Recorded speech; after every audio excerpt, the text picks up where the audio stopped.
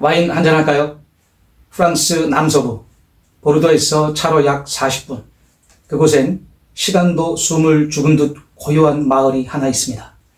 길은 돌로 포장되어 있고 벽은 세월에 물든 황토빛 석회암으로 쌓여 있으며 골목마다 와인의 향기가 배어있는 곳, 생떼밀리옹. 이 마을은 단지 오래된 마을이 아닙니다. 수도사 한 명이 은둔으로 시작된 이야기, 중세 와인 문화의 출발점, 그리고 오늘날 유네스코가 인정한 세계문화유산. 하지만 생떼밀리옹을 특별하게 만든 건 그저 와인의 품질이 아닙니다. 이 마을은 와인이 사람의 삶을 어떻게 바꾸는지, 도시를 어떻게 형성하는지를 보여주는 살아있는 증거입니다. 이번 영상에서는 수천 년의 돌벽과 포도나무 사이로 스며든 생떼밀리옹이라는 마을의 이야기를 들려드리겠습니다. 세월이 흘러 사람은 사라져도 그 향기와 이야기는 남는 곳. 생떼밀리옹은 그런 마을입니다. 이곳은 단지 와인을 만드는 땅이 아니라 사람들이 기억 속에 머무는 감성의 장소이며 와인이 한 도시의 삶과 문화를 얼마나 깊이 바꿀 수 있는지를 증명하는 공간입니다. 생떼밀리옹이 지금의 자리에 오르게 된 데에는 보르도 와인 역사의 중심에 있었던 긴 시간이 깃들어 있습니다. 생떼밀리옹이라는 이름은 8세기 수도사 에밀리옹에서 비롯됐습니다. 그는 세상의 번잡함을 떠나 이 마을의 서평 동굴로 들어와 은둔 생활을 시작했습니다. 그러나 그 은둔이 시작이었습니다. 그의 경건한 삶과 기적들은 곧 사람들을 끌어모았고 그를 따르는 수도사들이 이 마을의 공동체를 형성하게 됩니다. 그들은 포도나무를 심었고 땅을 일궜으며 와인을 만들었습니다. 그들에게 와인은 단순한 음료가 아니었습니다. 신 앞에서의 헌신, 공동체의 삶, 그리고 생명을 나누는 상징이었습니다. 이러한 수도사들의 삶이 생떼밀리옹의 와인 문화를 세우는 초석이 되었고 수도회가 와인의 품질을 높이기 위한 시도를 이어가면서 이곳의 와인은 점차 지역을 넘어서 유명해지기 시작합니다. 생떼밀리옹의 가장 큰 지질학적 특징은 바로 석회암, 라임스톤입니다. 이 마을의 집과 교회, 골목의 벽까지 모두 석회암으로 이루어져 있습니다. 하지만 이 돌은 단순한 건축 재료가 아닙니다.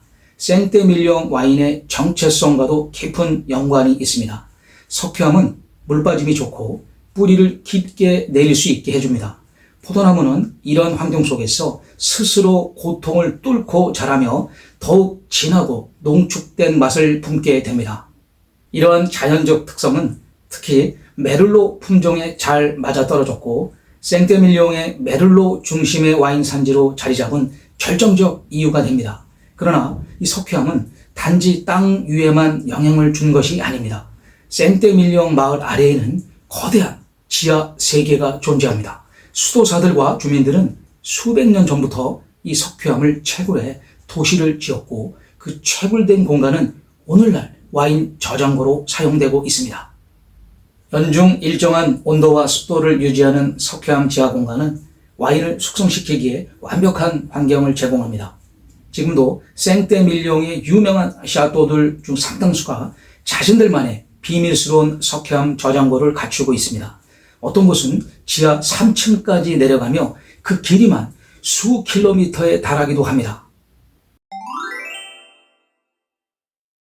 생떼밀리옹은 보르도 지역 안에서도 유독 메를로 품종에 집중된 독특한 와인 산지입니다.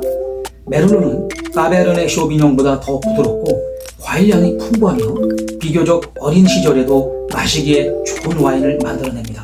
생떼밀리옹의 석향과 점토 토양은 이 메를로 품종의 섬세한 특징을 가장 잘 끌어낼 수 있는 조건을 갖추고 있었고 그 덕분에 이 지역은 자연스럽게 메를로 중심의 스타일로 정착하게 되었습니다. 또한 생떼밀리옹 와인의 특징은 단지 품종뿐 아니라 블렌딩 비율의 미묘한 차이에도 있습니다. 샤또에 따라 메를로를 80% 이상 사용하기도 하고 뚜띠 베르도, 까베르네 프랑 등을 소량 섞어 깊이를 더하기도 합니다.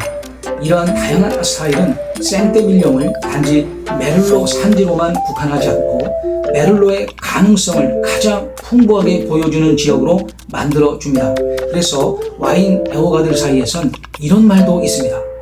메를로를 진짜로 이해하고 싶다면 생떼밀령부터 시작하라.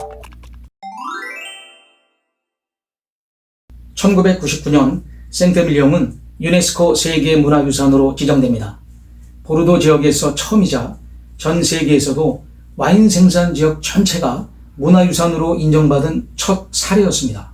이는 단지 아름다운 건축물이나 오래된 포도밭 때문이 아니었습니다. 생떼밀령은 와인 문화가 사람들의 일상, 마을의 구조, 종교와 예술에까지 녹아있는 마을입니다. 석회암 절벽에 새겨진 수도원, 지하 저장고와 연결된 성당, 중세 성벽과 포도밭이 맞닿아 있는 풍경, 그리고 와인 축제를 즐기는 사람들의 모습까지.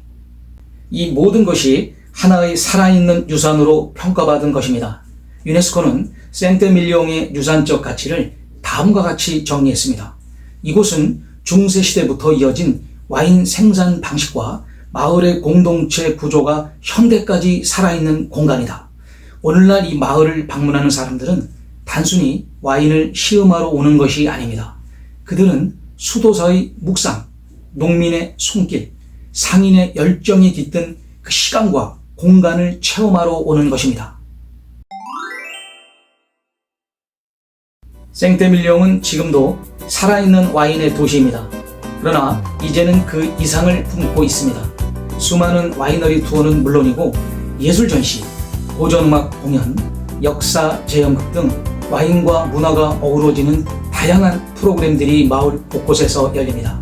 샤또 방문은 단순한 시음이 아닌 포도밭 체험부터 저장고 탐험, 블렌딩 클래스까지 이어지는 와인 입문 여행으로 바뀌었습니다. 마을 광장에서는 정기적으로 작은 와인 마켓이 열리고 세계 각지에서 온 와인 애호가들이 거리에서 자유롭게 와인을 마시며 대화를 합니다. 무엇보다도 이곳에선 와인이 일상이며 문화이고 소통입니다. 생떼밀령 와인의 명성은 이제 프랑스를 넘어 전 세계로 퍼져나갔습니다. 이곳의 와인 스타일은 미국 캘리포니아의 나파밸리, 칠레의 콜차과 밸리, 중국 닝샤 같은 신세계 와인 산지들에게도 영향을 주었고 많은 와이너리들이 생떼밀령 스타일을 참고해 블렌딩을 구성하고 있습니다. 특히 보르도 우안 스타일이라는 이름으로 메를로 중심 블렌딩과 석회암 기반의 테루아를 따라 하려는 시도들이 활발하게 이어지고 있습니다. 국제적인 와인 경연 대회나 소믈리에 교육 과정에서도 생떼밀령은 반드시 다뤄야 할 기준이 되는 와인 산지로 자리 잡았습니다. 이 마을에서 태어난 와인은 단순한 음료를 넘어 하나의 문화 코드 스타일 그리고 영감의 원천으로 기능하고 있습니다. 생떼밀령은 단지 오래된 와인 산지가 아닙니다. 이곳은 한 잔의 와인이 단순한 음료가 아니라 사람과 공간, 시간과 기억을 잇는 매개체가 될 수 있다는 것을 보여주는 마을입니다. 수도사 에밀령의 은둔에서 시작된 이 이야기는 수백 년 동안 축적된 노동의 결실과 석회암 속에 새겨진 문화, 그리고 현대의 글로벌 와인 문화로까지 이어지고 있습니다. 우리는 이 마을을 통해 다음과 같은 질문을 던지게 됩니다. 와인이 도시를 만들 수 있을까? 생떼밀령은 그 질문에 분명한 대답을 합니다. 예, 와인은 도시를 만들 수 있다. 이곳의 거리, 골목, 지하 저장고, 그리고 사람들의 삶은 모두 와인이라는 공통된 언어로 연결되어 있고 그 와인은 세대를 거쳐 세계로 뻗어나가며 생떼밀령이라는 이름을 기억하게 하느냐. 미래에도 이 마을이 기억하게 될 단 하나, 그 한 잔의 와인이 도시 전체의 이야기를 담고 있기 때문입니다. 와인 어렵지 않죠? 감사합니다. 나의 삶과 포도주를 위하여.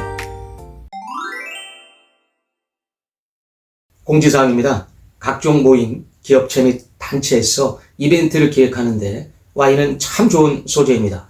그런데 어떤 와인을 사야 할지, 소믈리에 섭외는 어떻게 하는지 어려우시죠? 그래서 준비했습니다. 여러분의 예산에 맞춰서 제가 직접 와인을 선정 및 구매하고 흥미로운 와인 이야기와 함께 시음을 진행합니다. 또한 와인샵, 와인 레스토랑 및 모든 외식업체 대표님들 요즘 힘드시죠? 와인 이벤트를 통해 함께 경제 위기를 극복하고자 합니다. 운영하고 계신 메뉴에 정기적인 와인 클래스를 열면 고객 유지에 도움이 됩니다. 연락처, 이메일 주소는 더보기에 있습니다.